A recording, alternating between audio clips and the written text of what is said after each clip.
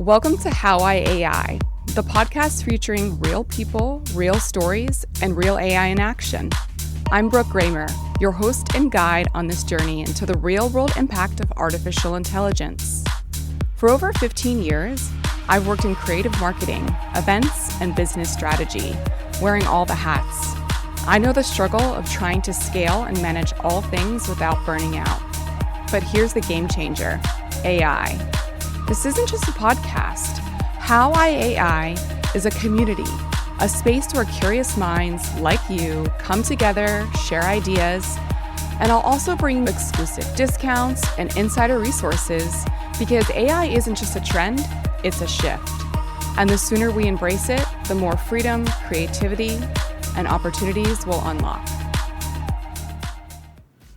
How I AI is brought to you in partnership with the Collective AI, a space designed to accelerate your learning and AI adoption. I joined the Collective and it's completely catapulted my learning, expanded my network, and showed me what's possible with AI. Whether you're just starting out, seeking community, or want done-for-you solutions, the Collective gives you the resources to grow your business with AI.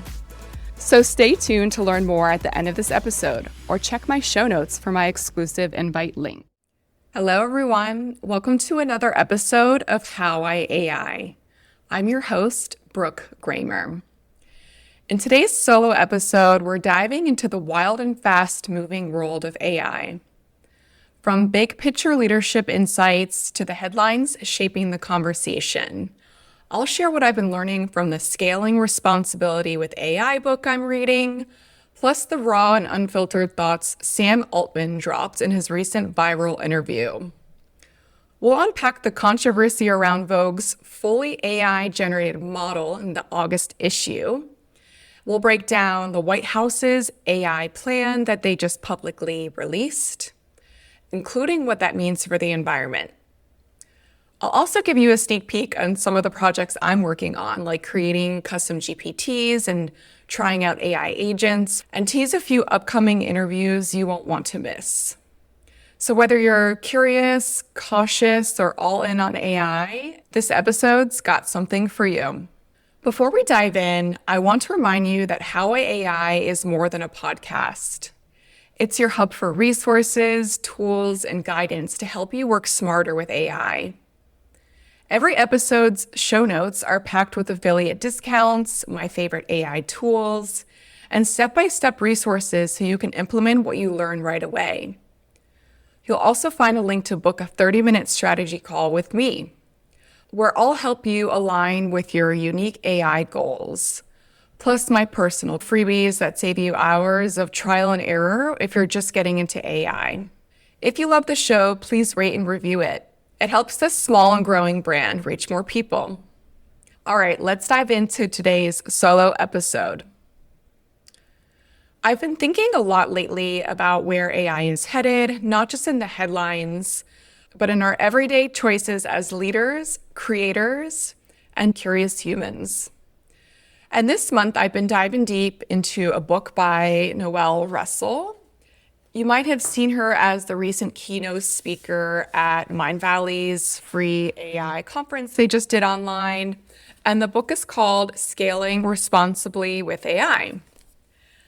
I started reading it because she gifted it to me at an event where we were both speaking at here in Miami earlier this year. And I felt like it was the perfect prep for an AI leadership panel I recently moderated here in Miami. Which, by the way, that whole conversation will be aired as a bonus episode in the coming weeks. Some key points I wanted to just go over in her book because a lot of people were interested in not just the future of AI, but what it means for education. And in her book, she has the ultimate AI leadership checklist. It includes things like vision alignment, talent empowerment, ethical framework, continuous learning, risk management, stakeholder communication, and innovation cultivation. Particularly in the talent empowerment, ethical frameworks, and risk management sections, I was really expanded by these are the future jobs and future work titles we're going to see enter the market very soon, and how we're going to be pivoting a lot into more AI-centric and technology-centric roles. Think just before the age of the internet and the boom of the World Wide Web, there weren't such things as digital marketing managers. And that was a title you had never heard of before that big boom happened. So her book really expanded me, not only what it means to be an AI leader when it comes to preventing biases and what it takes to manage AI ethically, but it really expanded me in a way where I got to see into the future of the types of new roles that are going to be coming out as we are all integrating and adopting AI. I'm really excited for you to listen to that panel conversation when it comes out in the coming weeks on this podcast. That AI leadership panel I hosted really got me thinking about a recent interview I watched with Sam Altman and Theo Vaughn. I'll be sure to link the YouTube in the show notes. And it was so raw and real. There was no PR script in it. And he really answered the questions most people try to avoid. And I love one perspective he shared. I mean, he clearly has media training, but he was able to shift all of these questions coming at him in such a positive reframe. The fact that we're even worrying about AI risks means we're already putting the guardrails in place. To his point, he mentions that throughout history, creativity, service, and human adaptation have had this stubborn way of winning. He says human creativity seems basically limitless, and human desire to be useful to each other and connect with each other seems pretty limitless too. And I really attest to that, and I think that the more that we are worrying this dystopian future and painting these scenarios that Theo Vaughn did so elaborately in the talk, his response was, the fact that you find this so off-putting, I think, is a sign for optimism. And that's so true. We're not going to let these things happen if we're already off-put by the cause of concerns for AI. One of the most common ones are for our children, and he says he thinks kids are going to be fine because kids, you never really have to worry about technology. They're always quick to adapt and are the first ones always to move forward with technology throughout history. And we can see this happening in real time with Gen Alpha. This leads me to my next point, where not everybody's ready for the adaptations we're seeing and the big mass market pivot we're seeing when it comes to AI. You may or may not have known, but in the August issue of Vogue magazine, there was a completely AI-generated model for Guess clothing. And this stirred up a lot of conversation. The founders behind the project put out a statement saying, look, this isn't just an AI prompt. Behind every AI-generated image, there's a full creative team, engineers, designers, photographers, stylists, developers, and yes, even models. They compared their process to architecture, fabric studies, lighting tests, and emphasized that AI was just the tool, not the vision.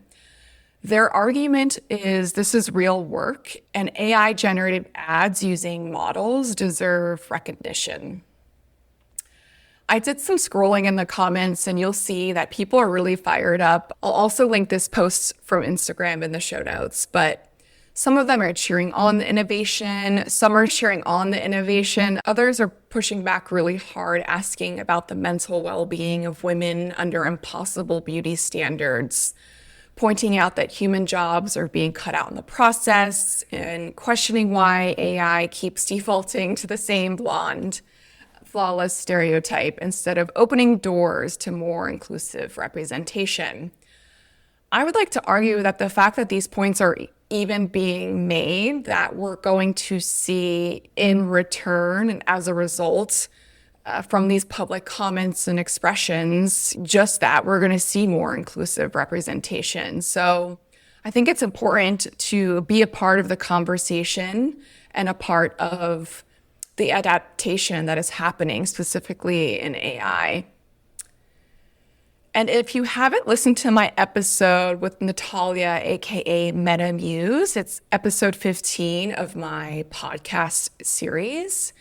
She talks a lot about the future of AI brand avatars and predicts that a lot of big name brands, just like Guess, are going to be moving into this direction and having their own signature models that are completely AI generated. So be on the lookout for more of this.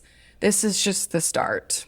Which brings me to something I've been noticing in my own work, because there's a lot of controversy already around AI generated emails. I do a lot of training with clients and sometimes there's pushback. This brings an important point of the difference between AI generated versus AI polished content.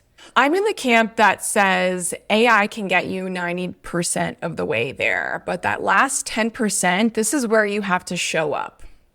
Read AI generated content like a draft, strip out those M dashes that it loves to sprinkle everywhere, put your own flavor back in, and that's the part that people actually connect to. AI is giving you the leverage and getting you 90% there, but do not dismiss emails or content that is generated by AI, polished content. It takes a person behind the AI to give it the knowledge, and people put a lot of efforts behind their prompt before generating AI content. I think that's to be respected, but that is my personal opinion.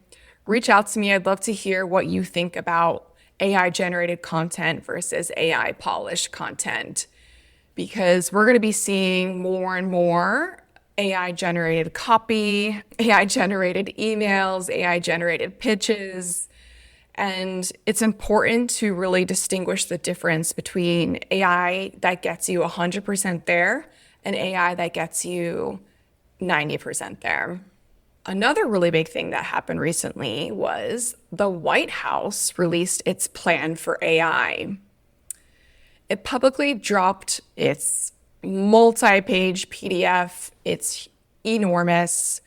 I actually threw this PDF into 11 Reader and had an AI-generated podcast read back to me its main points, and I'll share that link as well so you can tune in and take a listen along with the full AI plan and an article I'm going to read an excerpt from right now from the White House.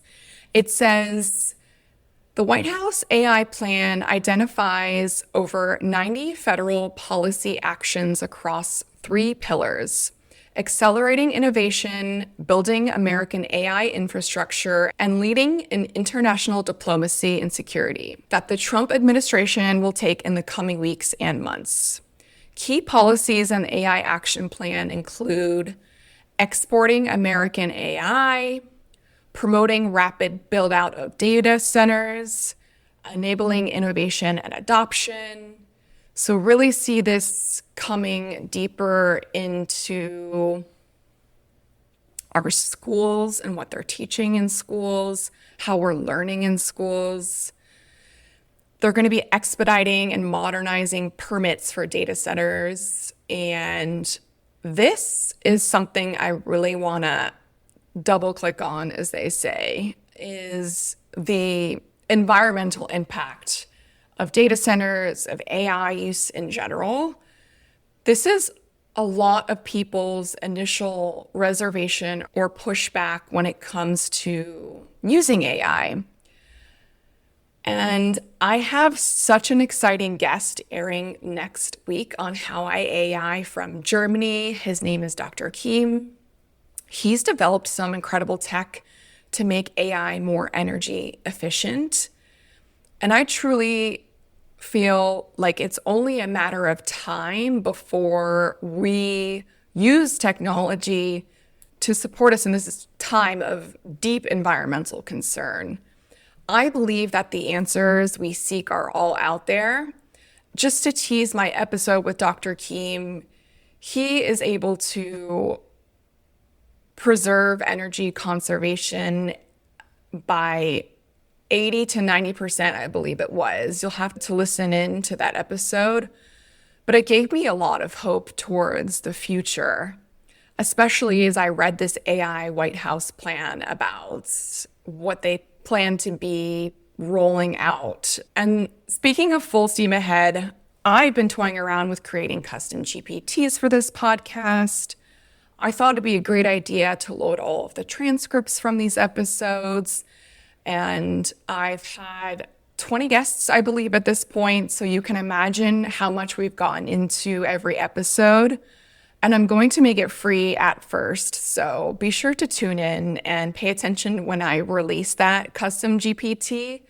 You'll be able to interact with it and ask it questions. It'll reference prior guests I've hosted, and you'll be able to get tools and systems recommended in real time based on conversations with thought leaders and professionals and developers in this space that I bring to you each and every week. I think for my next solo episode, I'm going to, between then and now, dive way more into AI agent mode on ChatGPT, as ChatGPT just released Model 5 and AI agents. I actually just got off a pretty incredible membership call with the Collective AI where we were all talking just that, and they were running through a bunch of demos on how they're personally using ChatGPT 5 and AI agent mode, and gave some examples of the things that they were able to create, and I was blown away. Some ideas I already have going are now we can use AI agent mode within ChatGPT to create custom GPTs for us, and they'll probably do it better than we could. I'm going to use it to help me create more funnels to the podcast. I don't know if you know this, but right now I'm a one-woman show. I'm doing everything from A to Z for this podcast. And all the ways that I can get the AI support to get more people to listen in and become empowered and inspired by the use of AI, I'm on board. So I'm even considering launching a Substack. I know I first need to really focus on YouTube and TikTok before I move into more community-driven platforms, but I was really energized by today's demo of agent mode from the Collective AI. And I already have my brain racking of all the ways that I could be leaning in and 10xing my output as a solopreneur.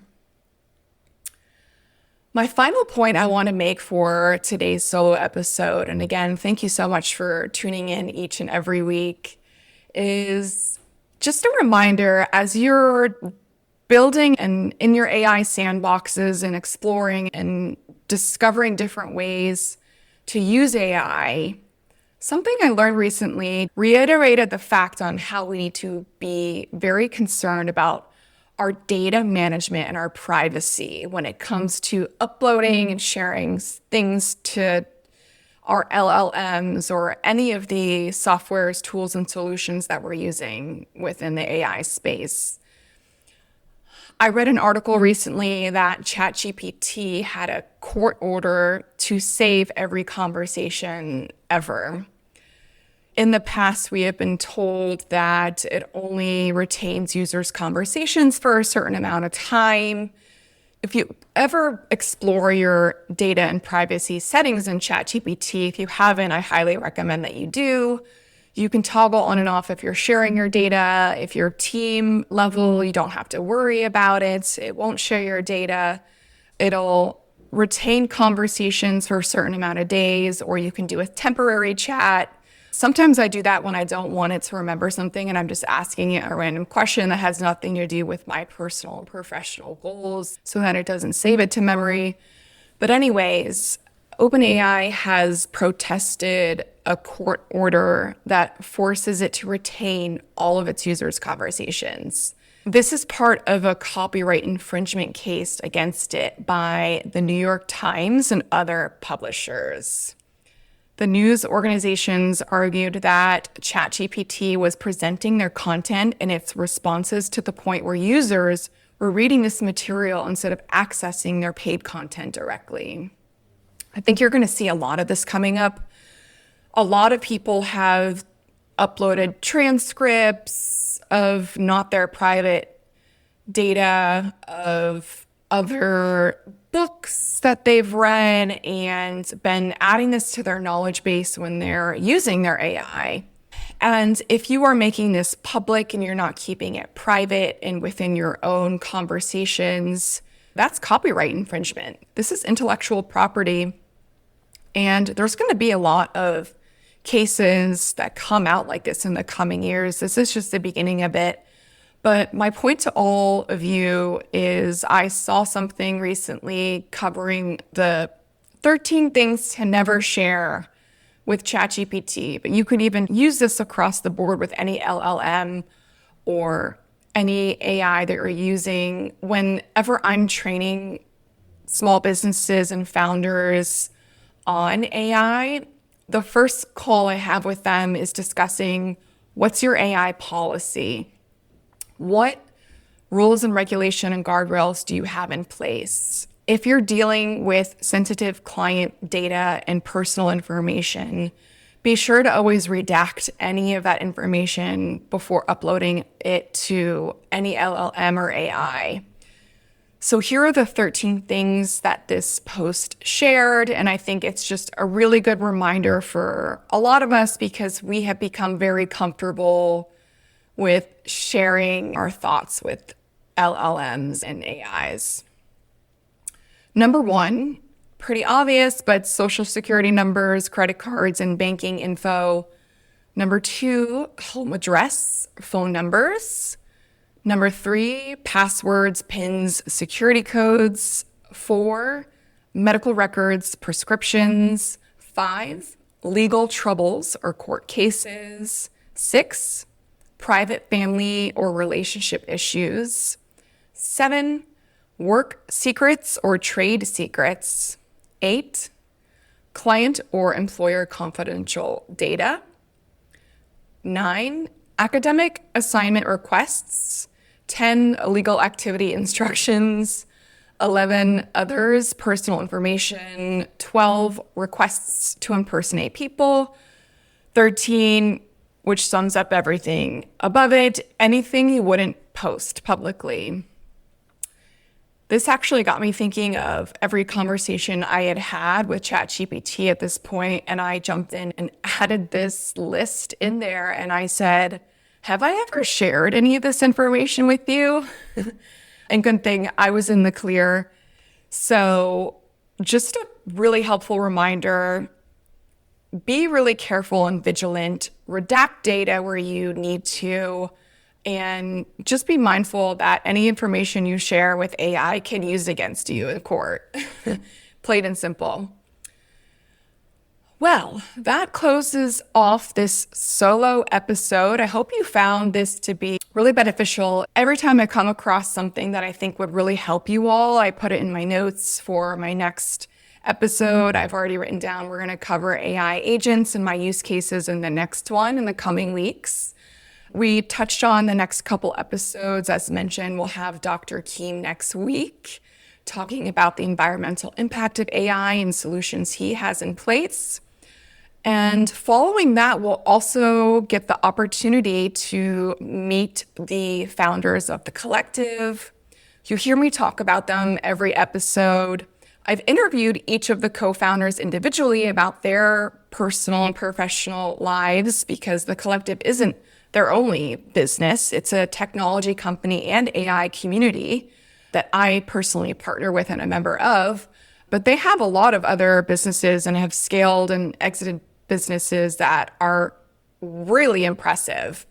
So within this episode about the collective airing in the next couple weeks, we'll really get into the nitty-gritty of their process, of why they created this community and technology solutions, and the future of AI tools, and how they're helping high-level developers and businesses get real results with their product called AI Enhancement, as consultants, which I have actually trained under them and am a licensed AI enhancement consultant. So buckle up, the AI wave isn't slowing down and neither are we. And I'm so excited for the coming episodes. As always, reach out to me with any feedback. I'd love to hear it. And if you're interested in being on a future episode, check my show notes to apply and be featured. All right. Thank you so much for listening to How I AI, and I'll see you on the next episode. Take care. Wow, I hope today's episode opened your mind to what's possible with AI. Do you have a cool use case on how you're using AI and want to share it? DM me, I'd love to hear more and feature you on my next podcast. Until next time, here's to working smarter, not harder. See you on the next episode of How I AI. This episode was made possible in partnership with the Collective AI, a community designed to help entrepreneurs, creators, and professionals seamlessly integrate AI into their workflows. One of the biggest game changers in my own AI journey was joining this space. It's where I learned, connected, and truly enhanced my understanding of what's possible with AI. And the best part, they offer multiple membership levels to meet you where you are. Whether you want to DIY your AI learning or work with a personalized AI consultant for your business, the Collective has you covered. Learn more and sign up using my exclusive link in the show notes.